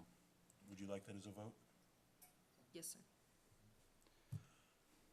I make a motion that we request, who is it? Conservation agent? Conservation, choose someone to, Who is not bidding on? someone who is not intending to bid on it to create the RFP. Second. Is there discussion? None appearing, all those in favor? Aye. Opposed? Chair votes aye, motion carries. Okay, I will inform him. Cindy, would you let Joe know that we're done on that one? Thank you. And we will go on to the, did he take the opportunity to go home? We'll go on to the 2016 scholarship questions, Ms. Craver. Yes, sir. Each year, the town of Charlton is charged with awarding students the following scholarships. Nehemiah B. Stone Scholarship, which is given the town, to the town to be used for scholarships for graduating seniors of Shepherd Hill Regional High School and Bay Path Vocational High School, who reside within the boundaries of what was formerly School District Number 2 in the town of Charlton. The Jesse Smith Educational Fund was given to the town with the general intent and purpose to assist in providing educational advantages for the children of Districts 3 and 4 in Charlton. And Edwin Phillips Cooking Fund, which was accepted by the town in 1915 with the general intent and purpose to assist in teaching the art of cooking and domestic science. The M. Wayne Colby Scholarship, which was awarded by the family, does not have enough interest earned in it at this time to make an award. Staff is working with the Treasurer's Office to determine the amount of each scholarship's award. In order to qualify for these scholarships, the Board of Selectmen chooses a question and essay form to be completed by students who are interested in applying for one or more of these scholarships. With the assistance and recommendation of the school, the Board of Selectmen can choose the most qualified recipients. Last year's question for the students that were applying for the Nehemiah B. Stone Scholarship, Jesse Smith Educational Fund, and the M. Wayne Colby Scholarship was, what are the 3 recommendations you have to help students get more involved in government? For the Edwin Phillips Cooking Fund, the question was, sugar, is it really bad for you compared to artificial sugar? Are sweeteners healthier, really healthier than sugar? I would recommend for the Nehemiah B. Stone Scholarship and the Jesse Smith Educational Fund the following question. What are the negative consequences and positive benefits of the advancement and usage of social media, i.e. Facebook, Twitter, and LinkedIn, on your generation when it comes to applying for college and finding a job?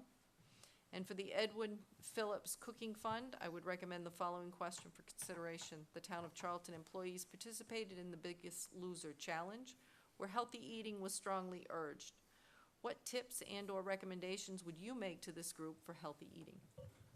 Once the questions are chosen by the board, the office will compile the scholarship applications and forward to the schools. The applications are due back in our office by March 31st and will be brought to the board for awarding in April of 2016.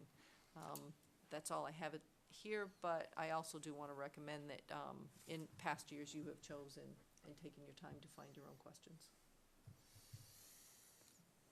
Thoughts, questions from the board? Would the board like to take a little time to possibly look at additional questions or alternate questions? I personally like the questions that are presented to us as of now. I like them. Then I would entertain a motion. Joe? Mr. Chair? Mr. Zafirovich? I move that the questions for the Nehemiah B. Stone Scholarship and the Jesse Smith Educational Fund be accepted as printed, as recommended by the town administrator. Do we have a second? We have a motion and a second. Discussion on the motion? None appearing. All those in favor? Aye. Opposed? Chair votes aye. Motion carries. We will move on to old business. And the first up being the FY 2017 budget calendar and the warrant.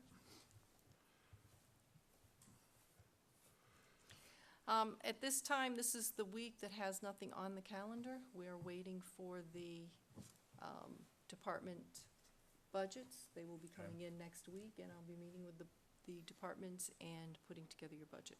So that's Very all good. I have at this time.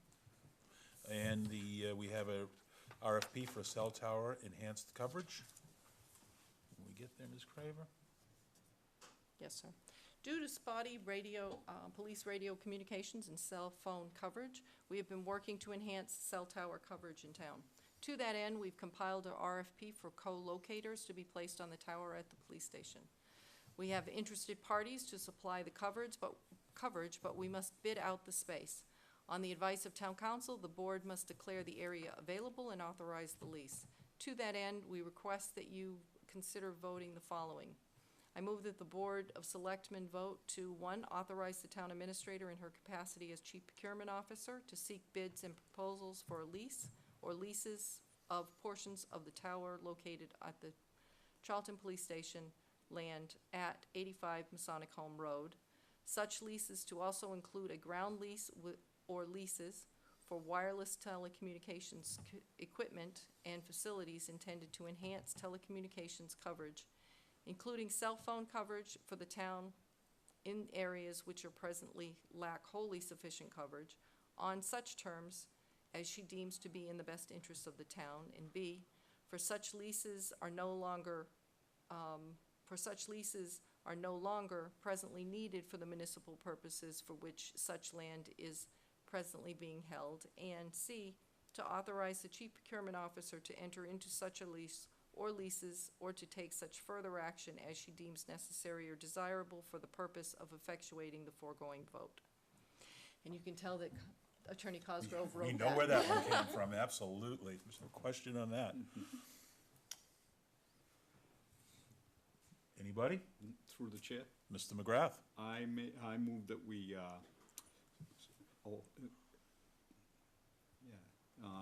for the RFP for the cell tower space to enhance communications, I move that we use the town council's language that the town administrator just read. Second. There we go. We got a motion and a second. Any discussion on the motion? All those in favor? Aye. Opposed? Chair votes aye. Motion carries. Thank you. Do we have any committee reports? Through the chair. Mr. McGrath? Not a committee report, Mr. Meskis just covered the building committee, but the town administrator had made us aware through email that CMRPC was having a meeting on the tip list. So I attended that meeting. There was nothing happening to any of the funding for the Route 20 project moving forward. It was never brought up. Most of the discussion was just moving money around on projects in Worcester and Dudley on a bridge. Thank you. This, if I understand it, you may know this, Mr. McGrath, the fix that's been done on Route 20 down at the Oxford line is technically a temporary fix, is that correct? Correct. They're doing test borings now on all of Route 20 to find out their soil conditions and samples, and they're also doing their survey layout work right now for the whole project from 12 and 20 up to Oxbow Variety. So that's what you see the work crews out there doing now. Thank you. Any other committee reports? Policy reviews? We will have our student select persons report. Ms. Ross? Okay, so I'm sure we've all heard that Mrs. Perangeli, our principal, has just announced she'll be retiring at the conclusion of the school year. We're all very sad but happy for her because she has been with the district for 32 years. She's been our principal for these past 7 years. She's been our principal for the past 7 years, and she still wants to stay in the district by being the head of the Global Awareness Program. And she has a trip planned for next year, and then I think she has a lot of stuff on the horizon, so we're very happy about that. Boys basketball tonight, they're at Algonquin. I'm not sure if the game's over yet, but I'll let you guys know. They're 10-4 right now. They're having a really good season, and the girls are 8-6, and they're at home against Algonquin. And then over 15 boys placed in districts for track, so we're very happy with that. And then a lot of girls did as well. Rachel Bianculli, Rebecca James, Emily Head, and Brianna Ellis.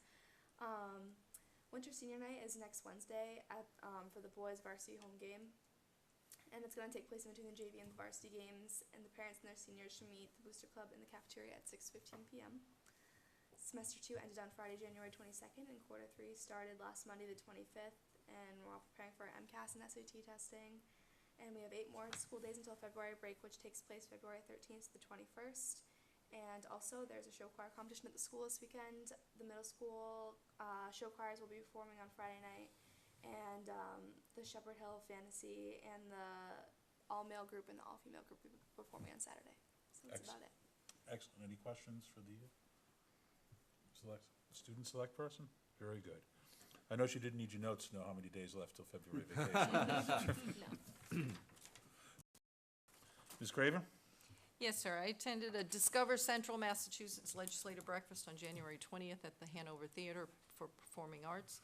Discover Central Massachusetts is a dynamic and entrepreneurial convention and visitors bureau that represents 35 cities and towns in central Mass.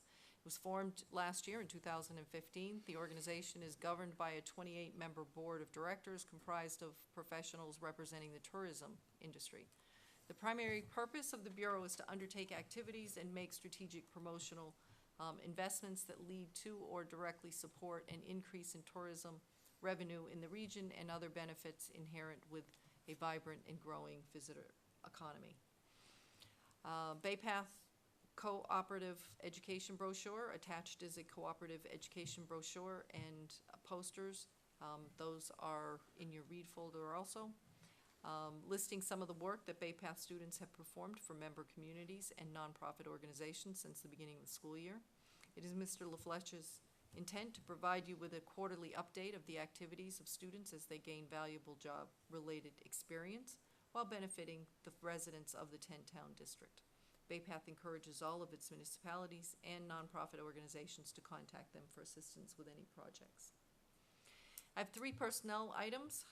Board of Health staff, I'm happy to report that the Board of Health hired Andrea Humphreys as the administrative assistant for 19 hours a week. You did meet her tonight. She was here. The advertisement for the Board of Health department assistant has been placed in the paper. The deadline for applications is February 19th. The second one is the town accountant advertisement has been placed as well, and the deadline for application is February 11th. And third, I'm working on an RFP for an assessment center for the police chief position as requested, and we'll bring that to you when it's ready. Water for residents affected by Casella. I've been working with the Board of Health to provide water to residents affected by the landfill, and tonight they were negotiating and informing them that we had been able to put together an area. So it's very clear of where they'll extend, even if they don't have the contamination in their wells. Heating system in Town Hall. As you know, on Thursday, January 21st, the Town Hall was closed at 9:30 a.m. due to no heat in the building. The control technician was called and did not make it here until 4 p.m. The problem is twofold. First, one of the circulator pumps had failed, therefore the control system did not sense it running, which is a requirement for the heating system to function.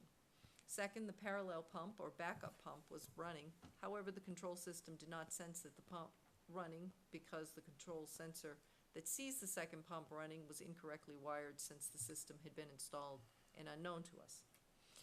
The heating system is now running. Kurt Meskis has been monitoring the system and will keep us updated. He also contacted the plumber to look at the failed pump and motor to determine if the pump problem or if it's a motor problem. He is researching the issue at this time, and I'll get more information. As I get it, I'll let you know. Adjustable Veridex.